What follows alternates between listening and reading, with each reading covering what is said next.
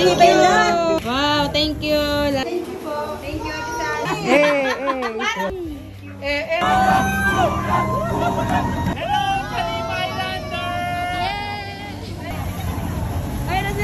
Hi guys! Another day, another mini vlog na naman ang buhay namin dito sa islat. Ito nga pala ang araw ng kapistahan ng Talimpoy. Marami nga po ang nagtatanong kung pista nga din daw po dito sa aming nayon at ang sagot ko po dyan ay hindi po dahil nakabukod po ang pista ng aming nayon sa aming pinakabarangay. Habang nakasakay nga kami ni Buyok sa motor mga mare ay may nadadaanan na nga rin kaming aming mga kanayon na pupunta nga sa kabilang barangay para mamista. Pwede naman talagang lakarin mula dito sa aming nayon papunta doon sa kabilang barangay pero syempre hinatid na nga ako ni Buyok para mas mapabilis. Baba nga namin ng motor ni Buyok mga mare, ibang dami na nga agad nag-aanyaya sa amin para kumain at tamang-tama naman dahil hindi pa nga kami nag-aalmusal. Iniwan na nga ako ni Buyok mga mare dahil ito nga mga kaibigan ko, mga kasamahan ko sa pamimista at sabi nga niya ay nahihiya nga raw siyang magbalot. Diyos ko dahil.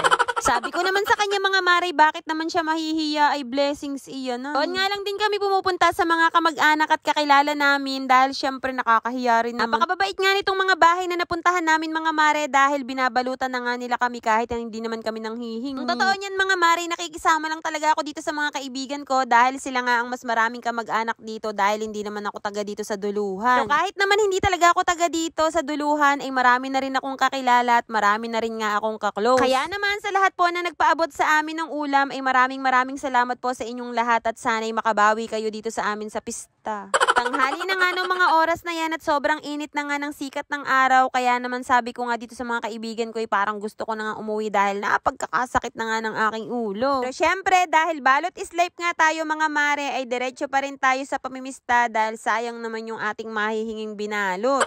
Puyat din kasi ako ng mga time na yan mga mare dahil di ba nga nag-judge nga ako sa pageant nung gabi kaya naman wala talaga ako sa mood mamista. At may makikita nga akong puno ay nagpapahinga nga ako mga mare dahil sobrang init talaga ng mga time na yan at sabi ko nga gustong gusto ko na nga umuwi. Hindi pa nga kami natatapos umikot dito sa Barangay Rayap mga mare, naggaya na nga ako dito kay Ate Jing at sabi ko nga sa kanya bumalik na nga kami dun sa bahay ng aming hipag. Maya naman ay sinundo na nga rin ako ni Buyok dahil sabi nga niya magpapagoda nga daw kami sa dagat at gagamitin nga daw ang aming bangka. Sumakay nga rin dito yung aming kaibigan mga mare kasama nga yung kanyang mga kapatid kaya naman sabi ko nga kay Buyok ay parang bandami nga yata namin. Kaya sabi nga sa akin ni Buyok ay kayang-kaya naman daw ng bangka at hindi nga daw to tatagili. Taon-taon talaga mga mare, napakasaya nga ng pagoda dito sa amin dahil napakaraming ang sumasama. Ang pagoda nga isang tradisyon na ginagawa taon-taon dito sa aming isla para magpasalamat nga sa mga biyaya ng dagat. Daanan nga ng pagoda ang lahat ng barangay na nasasakupan ng parokya mga mare kaya iikot lamang ito papunta doon sa aming nayon. May yate pa nga kaming nakasabay mga mare at parang sinampal na naman ako ng kahirapan. Char.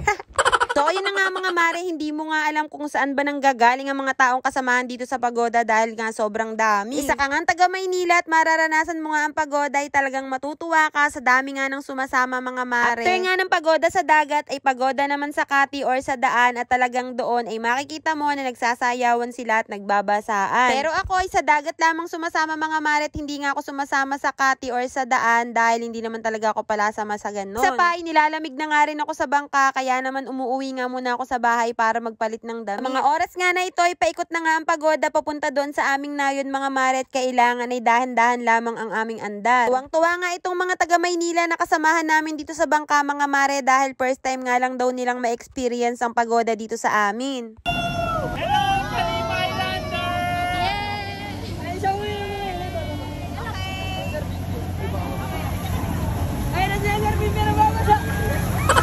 Kapag sumama ka nga sa pagoda, expect mo na mababasa ka. Kaya kung ayaw mo nga mabasa mga mare, ay di wag ka sumama ni. Grupo-grupo nga magpapamilya, magbabarkada, magkakaibigan ang mga sumasama sa pagoda. Kaya kung mapapansin nyo nga ay yung iba ay may uniform pa. Kami nga ring bantay lawa ang nasa paligid mga mare para in case nga na magkaroon ng disgrasya ay nakaantabay nga sila dyan. Habang nasa kalagitnaan nga kami ng pagoda mga mare, bigla namang bumuhos ang napakalakas na ulan na tila ba ay binebless nga ang pagoda. Sa mga oras nga na iyan ay medyo nawala nga ang sakit ng ulo ko mga mare dahil nabasa nga ako ng tubig ulan.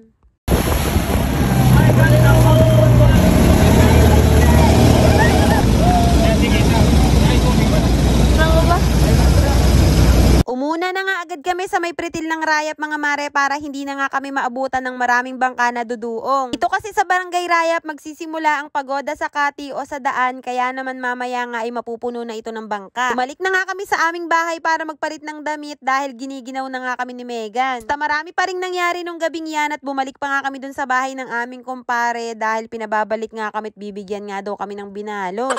Hindi na nga rin ako nakapanood ng Got Talent mga mare dahil pagod na nga kami ni Buyo kaya natulog nga kami ng maaga. Kaya naman kung nakarating nga kayo hanggang dito sa dulo at kung nagustuhan nyo nga ang video na to ay baka naman pa-heart at pa-share at syempre pa-follow na rin po. Yun lang mga mare, maraming salamat sa panonood.